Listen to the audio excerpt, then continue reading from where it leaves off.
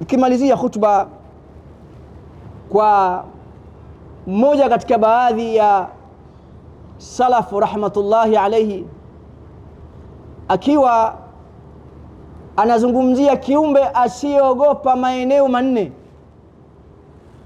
Huyo kiumbe inawezekana moyo wake umekufa. Maeneo manne ikiwa kwako moyo hautikisiki, basi wewe ni kiumbe wa hatari sana. Eneo la mwanzo, haujakaa hata siku moja ukawaza ulipokuwa tumboni wakati wewe unaumbwa. Malaika anauliza, ya Rabbi, huu ni mwema au ni muovu? Kisha Mwenyezi Mungu fanada bimashaa kwako, usilifikirie hilo. Wewe ni kiumbe wa hatari sana. Lakini vile vile eneo la pili akasema, kiumbe ambaye hawazi akajiingiza kwenye malezi na mabadiliko. Kipindi Allah anaita watu mmoja mmoja kwenye hisabu, fulani bin fulan qum lil'ardhi ila Allah, fulani bin fulan simama, unaitwa na Allah. Majina itakuwa yamefanana kwa sababu tumekusanyika wengi, lakini aliyokusudiwa na Allah ndiye atakayetoka.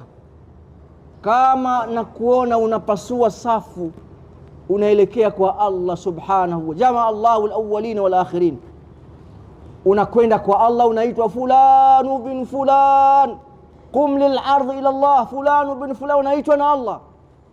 Usipoliwaza hili, haujui ukiitwa umebeba nini, wewe ni kiumbe hatari sana. Lakini eneo la tatu ni eneo ya kwenda kupewa kitabu. Kuna baadhi ya viumbe watapewa vitabu nyuma ya mgongo. Baadhi ya ulama wamefanya taawili, wanasema malaika watakuwa wanawaogopa jinsi wanavyotisha, hawataki hata waonane uso kwa macho. Anakupa kitabu nyuma ya mgongo, malaika hataki kuangalia. Na eneo la mwisho ni eneo ambapo Allah atakaposema jalla jalalu ala ruusi alkhalaiq, hadha fulanu bin fulan laqad sa'ida al-yawm sa'adatan la yashqa ba'daha abada, wa hadha fulanu bin fulan laqad shaqiya al-yawm shaqawatan la yas'adu ba'daha abada. Huyu ni fulanu bin fulan, leo amefaulu ufaulu ambao hauna hasara kabisa. Na huyu naye ni fulanu bin fulan, amepata hasara leo ambao hakuna kufaulu milele. Watukufu wa Islam, vipindi vya masiku 10 haya ni vipindi vya ofa. Matendo mema mtu akiyafanya, matendo yanaonekana yana ujira mdogo, lakini ndani ya masiku 10 haya ujira wake ni mkubwa.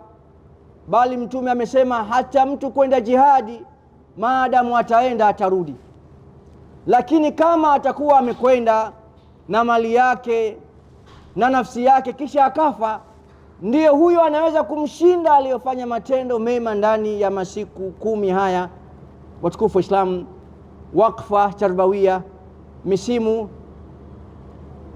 inapita, na kama misimu inapita, tuna haja kubwa sana ya kuweza kuipupia na kuweza kuifanyia kazi.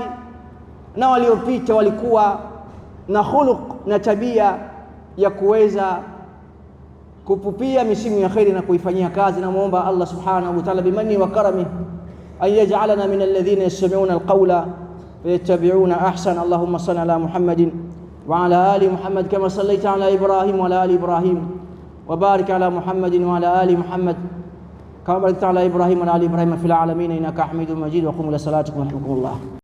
Kishki TV, nuru ya dini yako.